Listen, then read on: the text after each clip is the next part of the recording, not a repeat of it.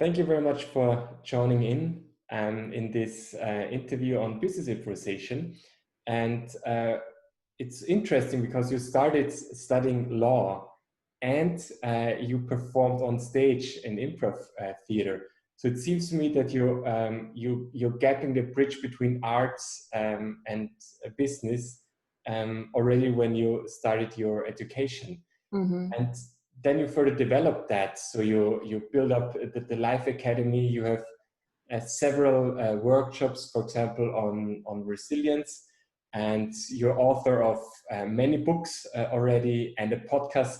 So you're really active in this field. So it's great that you have time to attend the interview. So could you introduce you and what are you doing? What are your activities regarding business improvisation? Yeah. Thanks, Lucas, for having me here. It's the third time that we do this, and now we do it online, so that's really amazing. And thanks for introducing me as a kind of bridge builder. I think that's a very good description. When I started in the 90s, I studied law, and I was always a part of my personality was missing something. So I have a high analytical part inside of me. I love law and I love all these things going around with that. But my parents always told me, oh, why don't you become an actor or just a teacher or do something creative? And I said to my parents, no. I want to study law and I need this structure and I'm so interested in what's going on in the world and I really want to change the world. And so I thought, oh, maybe studying law is the right first move. And then afterwards I can study psychology and mix it together or whatever. And then after kind of 10 years at the end of the study, I was also very interested in creativity and art. I was painting, making music, dancing and all the stuff. And that was also part of me. And at the end of the 80s, 90s, I took my first improvisation course in Cologne. And as most people experience when they do their first improv course, they say, oh, wow, there's something going on that's really strange. And I have to understand what's going on there. I took a course with beautiful people between 10 and 70. So that was a beautiful improv course about diversity. And we met each week, we learned from each other over generations, and it was so beautiful to exchange all these skills, and we became very playful and at the same time so productive. And that was something I was missing in my normal work. So I said, why do we have so many conflicts when we work in normal teams or as a lawyer? You always have to deal with conflicts. And then I was together with people who find different ways of solving problems. And that was really interesting for me. And another part that was so interesting was like, you could see how the people grow and shine and show the best of them. And that was so beautiful to see, especially because we had a boy who was 10 years old, and then we had an older woman, she was around 70. And it was so beautiful to see how they learned from each other in every scene they were playing together. And it was so amazing. And I could see really people feel better after some time. They become more confident. They feel free and playful. And I think in the last days of this week, you experienced a lot of stories around that, how people really change when they start to do improv. And so after my first exam, I decided, okay, I want to go deeper into this. And then I started to work around psychology and did a coaching and training education, because it was really clear I can't work as a lawyer, or I can't do this traditional work anymore. And it was the beginning of the 90s, and I really could feel I have to do something else. I have to step out of my box and reinvent what's going on there. And there was no job, there was no possibility to go somewhere and say, hey, I want to do improv and I want to become maybe a teacher or coaching or consultant, and I want to train this to do it for myself and for other people. And I had so many questions and nobody had answers how to do that. And so I've been in the USA, that was 1992, and then I saw applied improvisation in theater, in the business theater context. And then I said, oh, that's really interesting. When a pharma company uses improv and art and theater to explain their new product. And I said, this is a really cool idea. And then I saw, okay, they're doing this in the US, they're doing it also in France. And there were so many ideas around improv and business theater. And that was the kind of first step going into this work a little bit more deeper. So I worked around about 15 years on and all for theater, as a writer. I did comedy, worked as an actress also professionally for improvisation a lot of years. And then, worked as a writer, as a director, and in the field of applied improv and business theater for a long time, till the beginning of the 2000 years. And so that was a great experience. And I was really, can I say, maybe brave enough in the middle of the 90s to say, okay, I quit law and I do something completely different. And that was the step into the unknown. And there was a part of me that could do it. And then I was always interested in this topic of resilience, becoming more healthy. And I had a story around my personal health. And so I was looking for solutions to help myself to cope with my symptoms, and I could really see that improv was helping me more than all the medical treatments or therapy treatments I had before. So maybe a little bit around this, I had for over 36 years or something, I had a thyroid problem. And it was no doctor could find the reason why I had so many symptoms. I was totally out of balance in my system. A lot of people have this problem, but the medicine was not, maybe the doctors were not, their perspective was not wide enough to bring all the symptoms together. So I was looking for help and started to be more interested in health and psychology and therapy. So that was a part of my journey. That was a personal journey, but I tried to connect it to my applied improv work. Because what I could see is when I started to train people and work with improv and theater methods, the people start to become healthier and more relaxed, and they had less stress, and they cope better with symptoms also of pain or whatever they had. And so that was a very, very interesting time for 10 years. Bridge builder. It was always, when I work with actors, I teach them a little bit more from business. When I worked in the business context, I teach a little bit from improv and art. And so that was the start, the first hard 10 years, but nobody could understand what I was doing. So that was really fun and sad at the same time, because what are you doing? You skip your job and do crazy things like this. It was very untypical in these days to do something like this. Yeah. Yeah, so stepping into the unknown is Totally. something that many people experience right now if they experience an improv workshop. And I think you're not only bridging gap now between arts and business, but also with medicine and psychology. Yeah. And there's medical improv, for example, as a topic that is now increasing.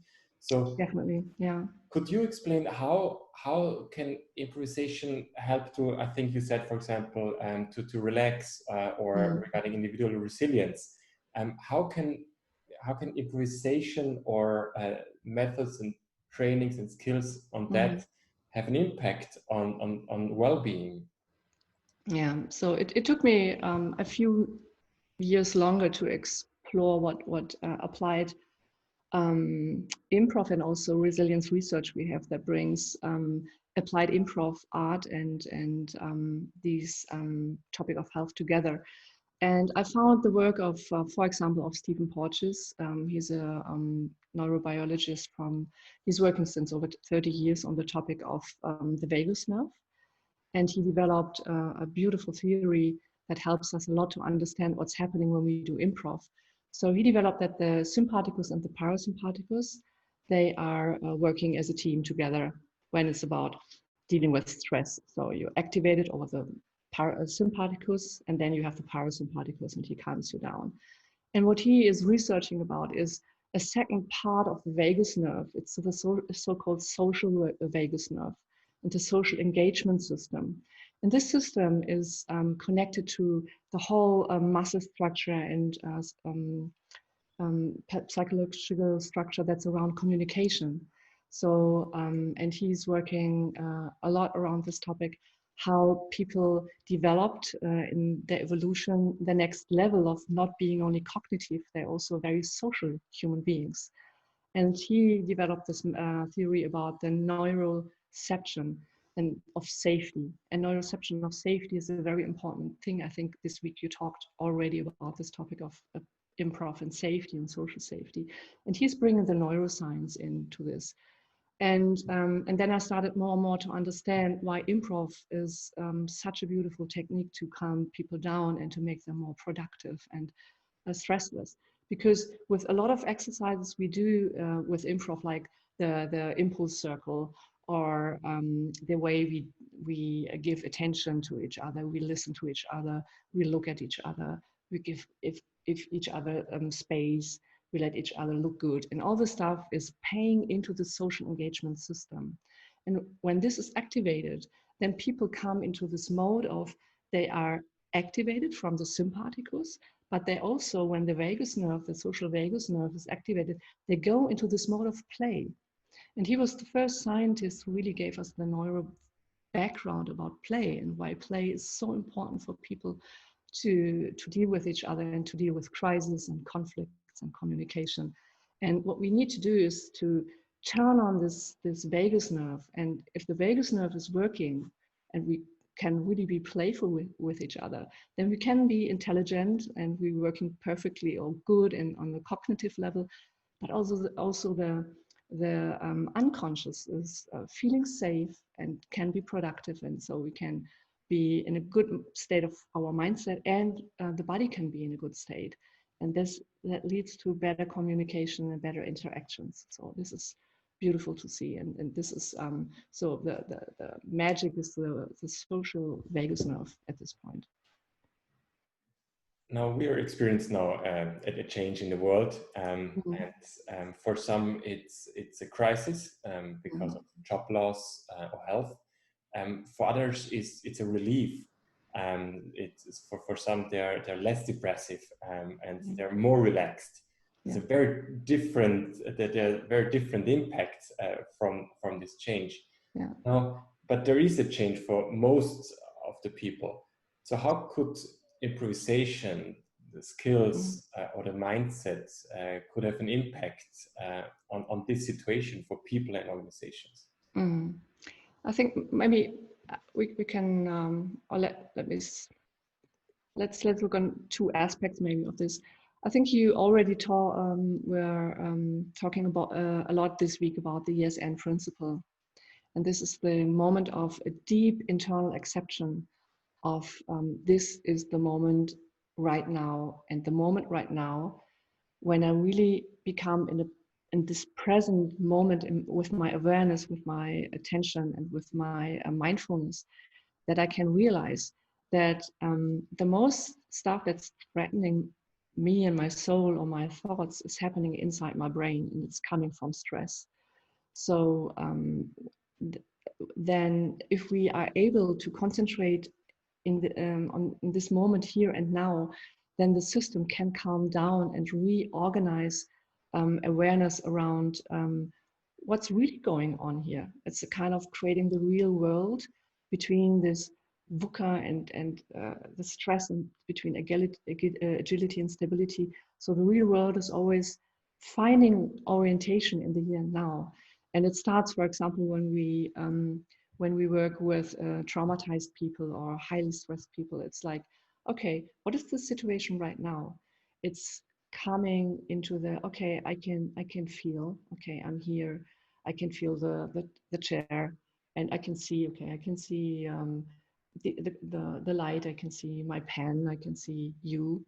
And we do what we do in improv. We establish what's really going on in this moment, and this calms the system down. This is the first yes to accept. It's not really threatening right now. There's a potential danger in my mind maybe, but right now the situation is kind of safe.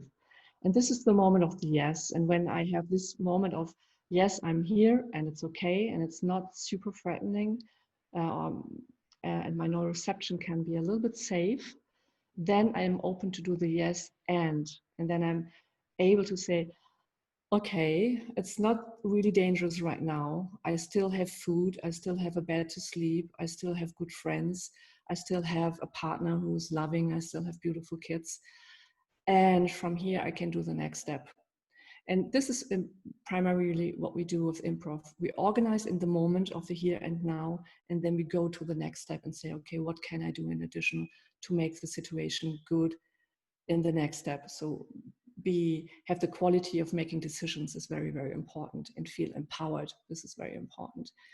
And for this, we can train with applied improv to bring people back to the state and go from here. And this is what we have to do when we are highly under stress, that we realize it's not so dangerous as we mostly think it could be. And then from here, improvisation can help, that we start with this mindset, and then we accept, yeah, it's unexpected. And the crisis, I couldn't see the crisis that it was coming. And I don't know what's happening in 2 months. I don't know what's happening in 1 year. Maybe I lose my job. Maybe I lose even my partner, because the conflicts we are experiencing right now is so high that I don't know if my relationship can survive. But at the same time, in the here and now, there's always a moment to do the next little step, do the next little step, do just the next iterative little steps. I think you also talked this week around sprints. Just go iterative, step by step, and create the life in the moment you're doing it, just step by step. And there, improv as a mindset, but also as an embodiment and the way we interact with each other, is helping us a lot, just doing the next step and concentrate on that. And then from there will come a momentum. And then from there, we get some space and time to create new solutions. Because the sad thing is that we are so highly under stress and we want to do everything at the same time, but this is not possible. We have to make decisions. What is the next priority? What can I do? What is the next step I can create? And this is where improv is helping us a lot to learn that. Now that sounds very beneficial and interesting. Now the next step would be, now if people want to learn that, how to do that. And right now in the chat, they ask like, well, the here and now is now that there are less workshops with physical presence. Mm-hmm. Can you learn these skills and these mindsets online? Is that even possible from your perspective? Yeah. I have to be honest, before COVID-19, a lot of my colleagues, I'm teaching improv and resilience for many years. And I could really see that a lot of trainers had a lot of resistance to say, no, we can't do this amazing work online. We cannot work with a vagus nerve online. This is impossible.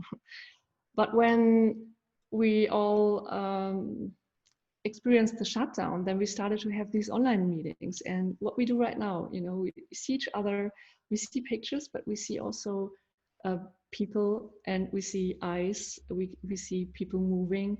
And then we met regularly, and after a few days and weeks of adaptation, then they say, oh my God, it's really working.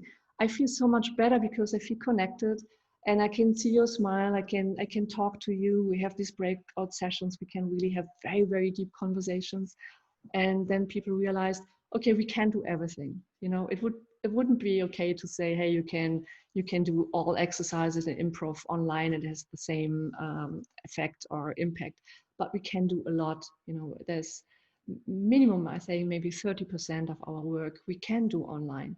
But we have to reinvent the work we work with each other. It's a different way to learn. You have a camera, and then you have the people. You need more time. You need more. The atmosphere must be more relaxed. It's not like learning, and teaching, and putting methods and theory into the heads. It's more about social contact first, communication first, and then work from there. And this is what the most people experienced, I worked with in the last months, that they really can see it is possible to be with each other on a high quality level when you use a setup, or when you work a little bit more differently like you used to work. So it needs more time. It needs more time for adjustment, for getting to know each other, to build up trust. But it's possible to do a kind of good work around improv also, and resilience. It's better than nothing. It's better than being alone. It's better than being shut down. It's better than just hearing a voice. The voice is beautiful, but here and then have the picture of the person you love or you like to be together with. It. It's so important for the nervous system to do that.